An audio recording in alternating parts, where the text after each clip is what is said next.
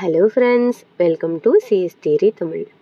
இந்த வீடியோவில் TCP/IP and OSI மாடலுக்கு நடுவில் இருக்கக்கூடிய similarities and differences பற்றி தெரிஞ்சுக்க போகிறோம். இந்த TCP/IP and OSI மாடல் ரெண்டுமே எதில் கான்சென்ட்ரேட் பண்ணுது அப்படின்னா, ஒரு சிஸ்டம்லேருந்து இன்னொரு சிஸ்டம்க்கு டேட்டா எப்படி ட்ரான்ஸ்ஃபர் ஆகுது. இங்கே சிஸ்டம் அப்படிங்கிறது நெட்வொர்க்கிங்கை பொறுத்த வரைக்கும் ஸ்மார்ட் ஃபோனாவோ ஸ்மார்ட் வாட்சாவோ ஏன் வாக்கி டாக்கியாக கூட இருக்கலாம். நம்மளுடைய கான்செப்ட் என்ன அப்படின்னா, எந்த ரெண்டு டிவைஸ்க்கு நடுவில் டேட்டா ட்ரான்ஸ்ஃபர் நடக்குதோ அந்த டிவைஸ் எல்லாமே நம்மளுக்கு சிஸ்டமாக கன்சிடர் ஆகும். ஸோ ஒரு சிஸ்டம்லேருந்து இன்னொரு சிஸ்டம்க்கு டேட்டா ஒவ்வொரு ஸ்டெப் பை ஸ்டெப்பாக எப்படி ட்ரான்ஸ்ஃபர் ஆகுது அப்படின்னு தான் ரெண்டு மாடலுமே எக்ஸ்பிளைன் பண்ணுது. ஸோ ரெண்டுலேயுமே லேயர்ஸாக நம்மளுடைய டேட்டா ஒவ்வொரு லேயராக ட்ரான்ஸ்ஃபர் ஆகி அண்ட் ஃபைனலாக சென்டர் டு ரிசீவர் நம்மளுடைய டேட்டா ட்ரான்ஸ்ஃபர் ஆகுது. அது மட்டும் இல்லாமல் இது ரெண்டுலேயுமே காமனாக ஆகிற ஒர்க் இன்னொன்று என்னென்னா என்கேப்சுலேஷன் அண்ட் டீகேப்சுலேஷன். அதாவது சென்டர் டு ரிசீவர் போகும்போது ஒவ்வொரு டேட்டா ஆட் ஆகிட்டே வரும். ஃபார் எக்ஸாம்பிள், இப்போ நம்ம ஃபிசிக்கல் லேயரில் நம்மளுடைய டேட்டா பிட்ஸ் ஃபார்மில் இருக்கும். அதுலேருந்து மேலே டேட்டா லிங்க் லேயருக்கு போகும்பொழுது அது கூட ஹெடர் அண்ட் ட்ரெய்லர் ஜாயிண்ட் ஆகும். ஸோ நம்ம டேட்டா கூட எக்ஸ்ட்ரா டீட்டெயில்ஸ் ஆட் ஆகி அண்ட் ஃபைனலாக நம்மளுடைய ரிசீவர் கைக்கு போகும்பொழுது அது பிளெயின் டேட்டாவாக அவங்களுக்கு தேவையான டேட்டாவாக போய் சேரும். ஸோ ரெண்டு பேருடைய இம்பார்ட்டண்ட் கான்செப்ட் என்ன அப்படின்னா, டேட்டா எப்படி ஒரு லேயர்லேருந்து இன்னொரு லேயருக்கு டிரான்ஸ்மிட் ஆகுது அப்படிங்கிறது தான். ஒவ்வொரு லேயரும் இந்த பர்டிகுலர் டாஸ்க்கை தான் ரெண்டுலேயுமே பெர்ஃபார்ம் பண்ணுது.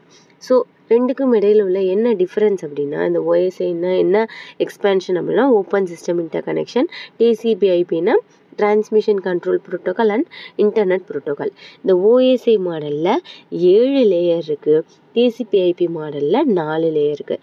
Application layer, presentation layer, session layer, இது மூணும் சேர்ந்து TCP/IPயில் அப்ளிகேஷன் லேயர்னு சிங்கிள் லேயராக இருக்குது. டிரான்ஸ்போர்ட் லேயராகவே, நெட்வொர்க் லேயராகவே, இன்டர்நெட் லேயர்னாலும் நெட்வொர்க் லேயர்னாலும் ஒன்று தான். டேட்டா லிங்க் லேயரும் ஃபிசிக்கல் லேயரும் நெட்வொர்க் அக்சஸ் லேயராக இருக்குது. ஸோ இதில் நம்மளுடைய OSI மாடலில் ஒவ்வொரு லேயரும் ஒவ்வொரு டாஸ்க்கை தான் பெர்ஃபார்ம் பண்ணுது. ஃபார் எக்ஸாம்பிள், இப்போ அப்ளிகேஷன் லேயர்னு எடுத்துக்கிட்டோம்னா அங்கே அப்ளிகேஷனை மட்டும் ரீச் பண்ணுறது, நம்ம அப்ளிகேஷனில் லாகின் பண்ணுறது, நம்மளுடைய போஸ்ட்டை க்ரியேட் பண்ணுறது அப்படின்னு சொல்கிற வேலையை மட்டும் தான் பார்க்குறோம். ப்ரெசன்டேஷன் லேயரில் அந்த டேட்டாவை என்கிரிப்டோ டீக்ரிப்டோ பண்ணுறது, அண்ட் செஷன் லேயரில் நம்மளுடைய செஷனை ஸ்டார்ட் பண்ணுறது, மேனேஜ் பண்ணுறது அண்ட் டெர்மினேட் பண்ணுறதுன்னு பர்டிகுலர் டாஸ்க்கை மட்டும் தான் பண்ணுறோம். ஆனால் இந்த TCP/IP மாடலில் இந்த லேயர்ஸை கம்பைன் பண்ணி மோர் தென் 1 லேயரை கம்பைன் பண்ணி நம்ம சிங்கிள் லேயரை ஒர்க் பண்ணுறோம். என்ன பண்ணுறோம், application layer, presentation layer, session லேயர்னு இருக்கிற இந்த 3 லேயரையும் கம்பைன் பண்ணி நம்ம என்ன வச்சுருக்கோம், அப்ளிகேஷன் லேயருங்கிற சிங்கிள் லேயராக வச்சுருக்கோம். ஸோ இந்த OSIயோட கம்பேர் பண்ணும்போது இந்த TCP/IPயில் எந்த லேயரில் பிரச்சனை இருக்குது அப்படின்னு சொல்லி கண்டுபிடிக்கிறது கொஞ்சம் கஷ்டம். இந்த அப்ளிகேஷன் லேயரில் தான் இந்த எரர் இருக்குது அப்படின்னு சொல்லி நம்ம கண்டுபிடிச்சிட்டோம்னா, அப்ளிகேஷன் லேயரில் நீ எந்த இடத்த எக்ஸாக்டாக சொல்கிற அப்படின்னு சொல்லி நம்மளுக்கு அடுத்த கொஷின் அது கேட்கும். ஏன்னா நம்ம என்ன பண்ணியிருக்கோம், application layer, presentation layer, session layer மூணையும் கம்பைன் பண்ணி, மூணுலேயும் தனித்தனியாக பார்க்குற வரைக்கும் மூணையும் கம்பைன் பண்ணி அப்ளிகேஷன் லேயர்னு சிங்கிள் லேயராக வச்சுருக்கோம். இன்னொன்று ஃபிசிக்கல் லேயரையும் டேட்டா லிங்க் லேயரையும் கம்பைன் பண்ணி நெட்வொர்க் அக்சஸ் லேயர்னு சிங்கிள் லேயராக வச்சுருக்கோம். ஒருவேளை எனக்கு டேட்டா லிங்க் லேயரில் தான் மிஸ்டேக் அப்படின்னா, டேட்டா லிங்க் லேயர் எங்கன்னுகிட்ட இருக்குது, அதில் எந்த இடம் அப்படின்னு நம்ம இன்னும் அழுத்தி சொல்கிறது இந்த TCP/IPயில் இம்பார்ட்டண்ட்டாக இருக்கும். ஸோ OSI மாடலில் எரர் கரெக்ஷன் அப்படிங்கிறது ஈஸி. இந்த லேயரில் தான் மிஸ்டேக், இந்த இடத்துல தான் மிஸ்டேக் அப்படின்னு நம்மளால் ஈஸியாக கரெக்ஷன் பண்ணிட முடியும். ஆனால் TCP/IPயில் கஷ்டம். அதே மாதிரி ஏதாவது ஒரு டூல்ஸ் ஆட் பண்ணுறோம், ஏதாவது ஒன்று எக்ஸ்ட்ரா ஆட் பண்ணுறோம் அப்படின்னா அது OSIயில் ஈஸி, ஆனால் TCPயில் கஷ்டம். ஏன்னா இதில் லேயர்ஸை கம்பைன் பண்ணி வச்சுருக்கோம். இந்த ஓஎஸ்ஐ மாடல் வந்து ரிலையபிளான மாடல். ஆனால் டிசிபி/ஐபி வந்து அவ்வளோ ரிலையபிள் கிடையாது. ஓஎஸ்ஐயில் பேக்கெட் டெலிவரி ஆகிறதுக்கு கேரண்டி இருக்குது, ஆனால் டிசிபியில் கிடையாது.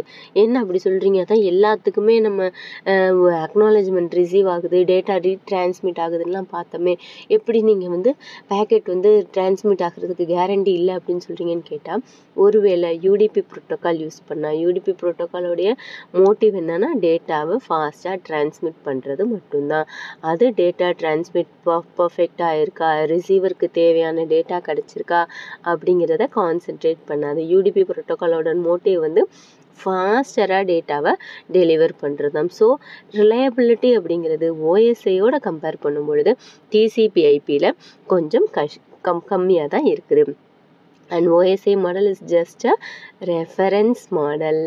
ஆனால் நம்மளுடைய டிசிபி/ஐபி அப்படிங்கிறது இந்த ப்ரோட்டோக்கால் தான் இப்படி தான் ஒர்க் ஆகுது அப்படிங்கிற ஒரு ப்ராப்பரான நெட்வொர்க் டிசைனை பில்ட் பண்ணுறதுக்கு யூஸ் ஆகக்கூடிய model. And both OSI and TCP model ரெண்டுமே என்னது லாஜிக்கல் மாடல்ஸ். லாஜிக்கல் மாடல்னால் என்ன? இது டேட்டாவையோ எதையுமோ டிபெண்ட் பண்ணி இல்லை, அது ஜஸ்ட் மாடல். அது இண்டிபெண்ட்டாக ஒர்க் ஆகுது. நீங்கள் இந்த டேட்டாவை கொடுத்தீங்கன்னா இப்படி மாறி இந்த ப்ரோட்டோக்கால் யூஸ் பண்ணி இப்படி வெளியில் போகுங்க அப்படின்னு சொல்லி நம்மளுக்கு ஒரு ஐடியாவை கொடுக்குற மாடல் தான் இந்த 2 மாடல்ஸும். ஸோ இவ்வளோதாங்க டிசிபி/ஐபி அண்ட் ஓஎஸ்ஐ மாடலுக்கு நடுவில் சிமிலாரிட்டிஸ் அண்ட் டிஃப்ரென்சஸ். தேங்க்யூ.